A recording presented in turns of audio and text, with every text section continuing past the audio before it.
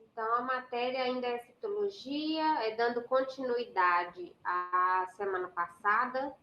Aí, na semana passada, eu falei a respeito dos tipos de célula, animal, vegetal, célula procarionte, que é a célula das bactérias, a organização delas, né? Aí, agora a gente vai dar continuidade, de acordo com o que foi sugerido lá no PET. Então, eu trouxe aqui uma imagem, essa imagem não está lá no PET, ela é de uma célula procariótica ou procarionte, que significa uma célula que não tem a membrana nuclear, ou seja, essa célula que eu trouxe aqui é a célula de uma bactéria. Boa tarde, Maria Eduarda. Então, eu trouxe aqui uma célula bacteriana, que é um exemplo de célula procarionte, que tem material genético, porém não tem envoltório nuclear, ou seja, não tem a membrana que separa o núcleo, o material genético, do resto da célula. Por isso que ela é chamada de procariótica ou procarionte. Ela é mais simples, ela tem menos organelas e desse outro lado tem a célula eucariótica ou célula eucarionte. Como exemplo, eu trouxe uma célula animal, porque aqui não tem parede celular, não tem cloroplasto, que é típico de célula vegetal, né? Então, aqui é uma célula animal. E aqui, ó, nessa região, nós temos o núcleo. Então, o material genético está aqui dentro desse núcleo. Existe uma membrana que vai separar o núcleo aqui dentro do resto da célula. Por isso que é uma célula eucariótica ou eucarionte. Tá? Então, a diferença da célula eucariótica é que o núcleo dela é separado, ele é envolto por uma membrana, enquanto a célula procariótica, o material genético fica espalhado no citoplasma. Então, essa imagem, ela representa somente o núcleo. Imagina que foi pego só essa parte roxinha aqui, ó, e aumentou, tá? Então, isso aqui é o núcleo da célula. Isso aqui é um corte que foi feito. Então, imagina uma esfera onde você faz um cortezinho só para você conseguir ver lá dentro. Então, aqui a gente consegue ver o interior do núcleo. O núcleo, então, ele é composto por esse envoltório nuclear, que é uma membrana que vai separar o lado de fora do núcleo com o lado de dentro do núcleo. A função é bem parecida com a membrana da célula, tá? Só que aqui a gente está falando do núcleo, que está dentro da célula. Aí essa membrana, ela também vai permitir a passagem de algumas substâncias, por isso que ela tem poros, tá? Esses poros, eles vão permitir principalmente a saída de RNA, de proteínas, tá? Que vão transitar de dentro do núcleo para fora, no citoplasma da célula. Aqui, preenchendo esse núcleo, assim como o citoplasma preenche a célula, aqui a gente vai ter, preenchendo o núcleo é o plasma, tá? Que é bem semelhante ao citoplasma, porém está dentro do núcleo da célula. Está presente aqui também nesse nucleoplasma a cromatina.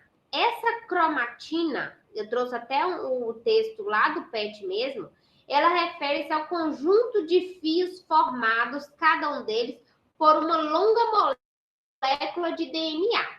Então, esse DNA ele vai estar aqui nesse nucleoplasma em forma de cromatina.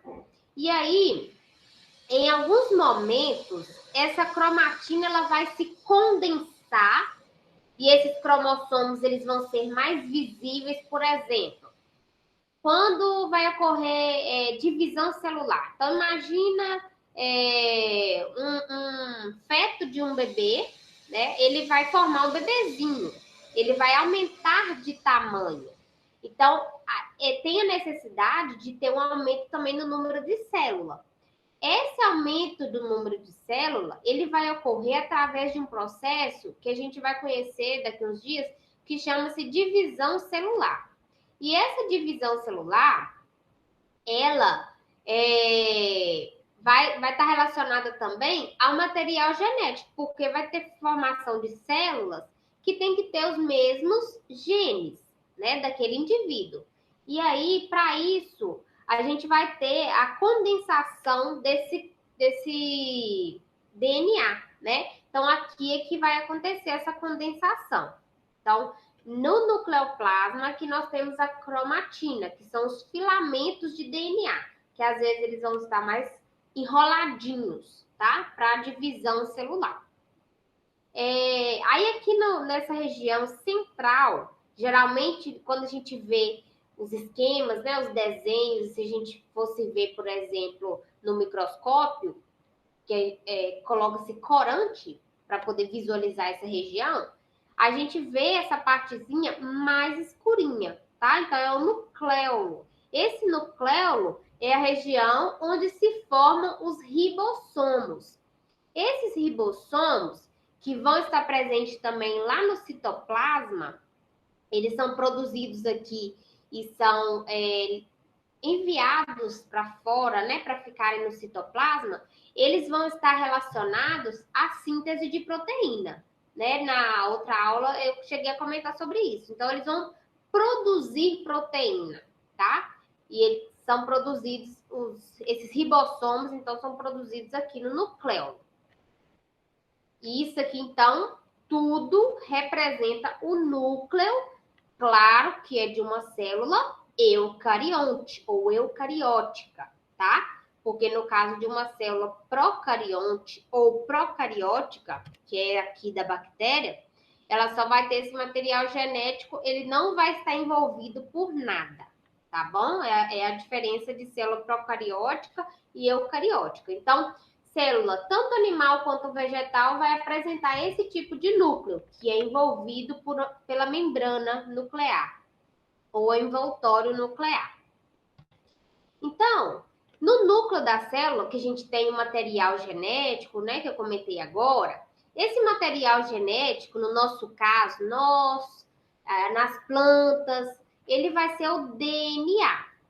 Esse DNA é uma sigla.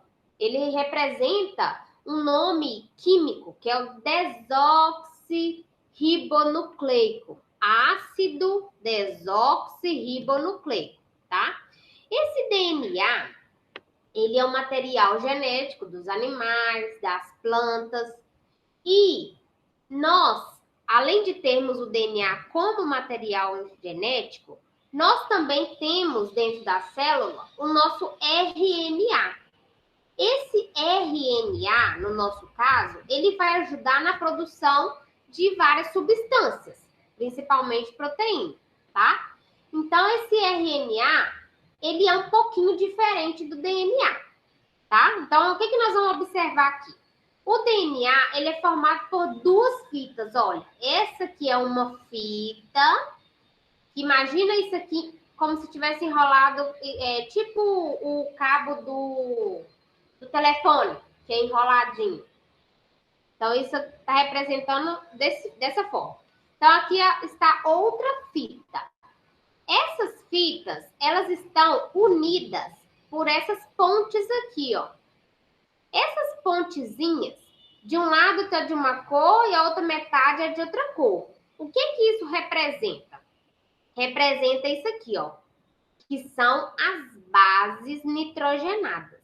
Então, essas bases nitrogenadas que vão formar o DNA, elas são 4 bases somente. Então, imagina, a gente sabe que os seres, apesar de ter o DNA parecido, não é igual, né? Mesmo se a gente estiver considerando irmãos, né, parentes próximos, a gente sabe que o DNA, ele não é idêntico. E o que diferencia o DNA de uma pessoa para outra? é a sequência dessas bases nitrogenadas. Porque são só 4, imagina. Então, a sequência dessas bases é que vai diferenciar o material como um todo. Então, nós temos adenina, guanina, citosina e timina como bases nitrogenadas do DNA. Essas bases, elas são compostos químicos, né, moléculas químicas, e elas têm afinidades umas com as outras. Porém, a adenina, ela só tem afinidade com a timina. Então, se de um lado nós temos adenina, na outra fita que vai complementar ela, que vai permitir essa união, nós vamos ter que ter timina. Então, sempre que numa fita a gente tiver timina, na outra fita vai ter só adenina, porque elas têm afinidade química e elas se ligam por pontes de hidrogênio, tá? E aí elas estão ligadas aqui, ó, por ponte de hidrogênio. Aí, aqui no exemplo, a gente tem guanina ligando a citosina. Então, se vocês analisarem da primeira até a última aqui do exemplo, sempre vai estar ligado adenina com timina e guanina com citosina, por causa da afinidade química que elas têm, tá? Então, beleza. Agora, então, só voltando com relação às características do DNA. O DNA, então, é uma fita dupla, ou seja, são duas fitas que estão ligadas entre si, e as bases nitrogenadas que formam o DNA são adenina, guanina, citosina e timina. Já o RNA, que no nosso caso, o RNA tem outras funções que não é o material genético, né? Esse RNA, que pode ser o material genético de um vírus ou de uma bactéria, por exemplo, esse RNA, ele não é formado por fita dupla, ele é uma fita simples. É só uma fitinha. Tá vendo? Igual eu tô mostrando aqui. E outra coisa diferente é que o RNA não tem timina. No RNA, no lugar da timina, a gente vai ter uracila, tá? Então, são diferenças, essas duas diferenças, elas são fundamentais para você conseguir identificar se trata de um DNA ou de um RNA. Se falou que é fita simples, é RNA. Se falou que tem uracila, com certeza é RNA. Se falou que tem timina, então você pode ter certeza que é DNA, tá? Então, elas são formadas por 4, o RNA também é formado por 4 bases, né? Adenina, guanina, citosina e uracila. Entendido? E no caso dos vírus, por exemplo, que tem o RNA como material genético, ele vai funcionar semelhante ao DNA para a gente. Ele vai carregar informações daquele ser vivo. Então, esse quadro eu tirei lá do PET mesmo, e ele vem trazendo algumas diferenças. Além do que eu citei, né? Aqui tem outras diferenças entre DNA e RNA. Isso é muito cobrado em atividades, né? Para você conseguir identificar a diferença de uma para outra. Então, com relação à função, o DNA, no nosso caso, das plantas, né? Ele vai armazenar informação genética. E o RNA, ele vai sintetizar ou produzir, que é a mesma coisa, proteínas. Então, a gente vai ter o DNA lá dentro do núcleo para guardar a informação genética e o RNA, que depois a gente vai ver que tem RNA transportador, RNA mensageiro, né? Então, esse RNA, ele vai transitar dentro da célula para conseguir produzir as proteínas necessárias para o nosso corpo. Mas quem vai mandar informação para essa produção é o DNA, porque é nele que estão contidas todas as informações de tudo que aquele organismo vai produzir, como ele vai ser, né? Por isso que a gente fala que, quando a gente fala de hereditariedade, a gente fala de DNA, porque a informação genética está toda guardada dentro do núcleo no DNA. Com relação às bases nitrogenadas, que foi que eu acabei de falar, o DNA ele vai ter 4 bases: adenina se ligando à timina, citosina se ligando à guanina. São as 4 bases do DNA. No RNA, nós vamos ter a única diferença, que é a substituição de timina por uracila. Então, no RNA não tem timina. Tem adenina, uracila, citosina e guanina. Com relação à estrutura do DNA, ele é composto por 2 fitas que estão ligadas entre si. E essa fita, ela está enroladinha. A gente fala que ela está enovelada, né? Porque como ela tem muita informação, ela precisa se encontrar nessa configuração para ela poder caber dentro do núcleo da célula. Senão, né? Se ela fosse esticada, é tanta informação que ela não caberia dentro do núcleo da célula. Então, ela está bem enroladinha e é formada por 2 fitas. Uma fita dupla, que tem o mesmo significado, né? O RNA, ele é uma fita simples. Então, as fitas não estão se complementando como no DNA. No caso do tipo de açúcar que compõe o DNA, eu falei que é uma molécula, né? Esse DNA, a própria sigla, ela refere-se, né? Ela é um ácido desoxirribonucleico, ou seja, o açúcar que compõe esse DNA é do tipo desoxirribose, tá? E o açúcar que vai compor o RNA é do tipo ribose. Então, estruturalmente, quimicamente falando, existe uma diferençazinha, tá? O tipo de açúcar do DNA é desoxirribose e do RNA ribose.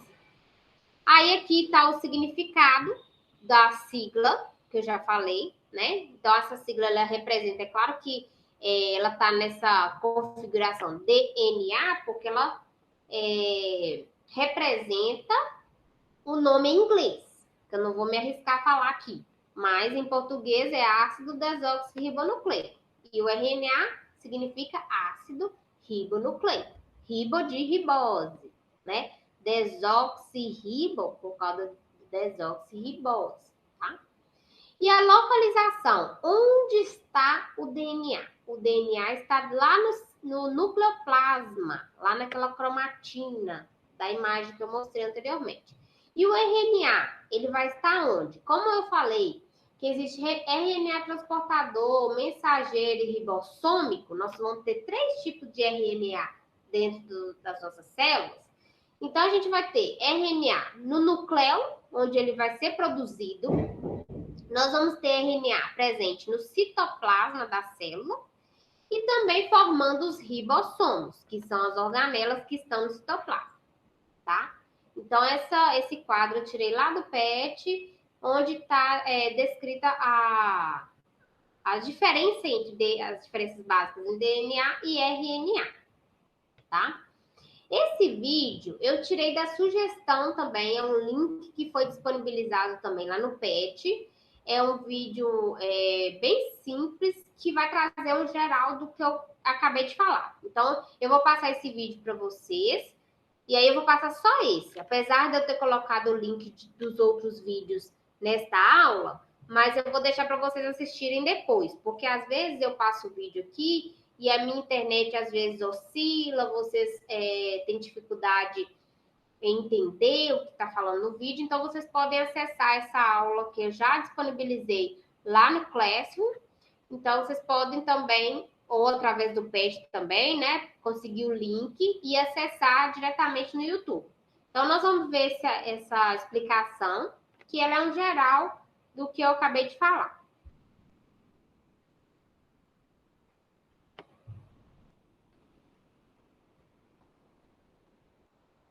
O que é DNA e como ele funciona? DNA, ou ácido desoxirribonucleico, é uma molécula. São vários átomos grudados. No caso do DNA, esses átomos se combinam, formando uma longa escada em espiral. Se você alguma vez estudou biologia, você provavelmente ouviu falar que o DNA age como modelo ou receita de um ser vivo. Mas como? Como pode uma simples molécula agir como modelo de algo tão complexo e maravilhoso como, por exemplo, uma árvore, um cachorro, um dinossauro? Para ajudar a responder essa questão, vamos primeiro dar uma olhada nos aminoácidos. Aminoácidos são minúsculos compostos químicos dentro do nosso corpo, importantes para a construção da vida. Há cerca de 20 tipos diferentes de aminoácidos, cada um com seu formato único. O legal sobre eles é que podem ser colocados uns nos outros como se fossem peças de Lego, para produzir uma infinita variedade de partículas maiores, conhecidas como proteínas. Aminoácidos formam proteínas. Proteínas, junto com outros compostos, combinam-se para formar células vivas. Células formam tecidos, tecidos formam órgãos, e órgãos, quando colocados juntos e em funcionamento, formam criaturas vivas como eu e você. Essas proteínas que formam o nosso corpo, e lembre-se que há milhões de tipos diferentes de proteínas, têm que ser feitas no formato perfeito para que funcionem. Se ficarem com um formato diferente, elas geralmente não funcionam. É aí que entra o DNA. O DNA faz várias coisas interessantes, algumas das quais não entendemos totalmente. Mas uma das suas principais e mais estendidas funções é dizer aos aminoácidos como se alinharem e se juntarem nos formatos específicos das proteínas. Teoricamente, se as proteínas certas são produzidas na hora certa e no lugar certo, todo o resto, desde células, órgãos, até criaturas inteiras, serão formados sem problemas. Uma única fita de DNA é extremamente longa, milhões de letras de comprimento. Na maior parte do tempo, ela fica toda enrolada como um macarrão e encontra-se dentro do núcleo ou na parte central de uma molécula. Os aminoácidos encontram-se fora do núcleo no chamado citoplasma. Para ajudar o DNA a interagir com o citoplasma e converter aqueles aminoácidos em proteínas, compostos especiais dentro do núcleo fazem cópias parciais do código de DNA. Essas novas cópias, chamadas de RNA, parecem iguaizinhas ao DNA, porém elas são menores e têm um dos lados faltando. Seu formato e tamanho menores permitem que elas passem por pequenos poros no núcleo para o citoplasma, onde serão inseridas em outra partícula chamada ribossomo. Ribossomos são máquinas construtoras de proteínas. Elas leem o RNA 3 letras de cada vez. A cada 3 letras do código de RNA é informado ao ribossomo qual dos 20 tipos diferentes de aminoácidos devem ser adicionados em seguida. Por exemplo, o CAA diz ao ribossomo para pegar uma glutamina. O AGU diz para pegar uma serina, e assim por diante. Uma vez formada a proteína, ela pode então ir cumprir suas diversas funções, uma das quais pode ser ajudar a formar uma célula nova. Então, o que é DNA? DNA é uma receita molecular de um ser vivo. Como ela funciona? DNA cria RNA, RNA cria proteína, e as proteínas seguem para formar vida. Se você quiser ter este vídeo em seu celular, baixe o aplicativo YouTube Go para que você possa ter acesso a este material a qualquer momento, sem necessidade da internet. Obrigado por assistir. Compartilhe o vídeo, se inscreve no canal e ativa o sino para que você possa receber notificações do... Então, essa sugestão de vídeo está lá no link para vocês assistirem quantas vezes quiserem. Esse também, a respeito do como é formado o núcleo celular, também eu retirei do PET. E esse também, que são sugestões que eu tenho percebido que tem vindo várias vezes em conteúdos diferentes, né? Essas duas professoras, elas estão presentes em várias sugestões de link no PET, tá? E aí essa aí vai falar de hereditariedade. É um conteúdo adicional, então não é o que vai ser trabalhado no exercício, mas é interessante vocês assistirem para vocês terem conhecimento, tá? Então, com relação ao conteúdo, alguém tem alguma dúvida? Se tiver alguma dúvida, eu estou à disposição agora para retirar essas dúvidas. Muito obrigada pela atenção.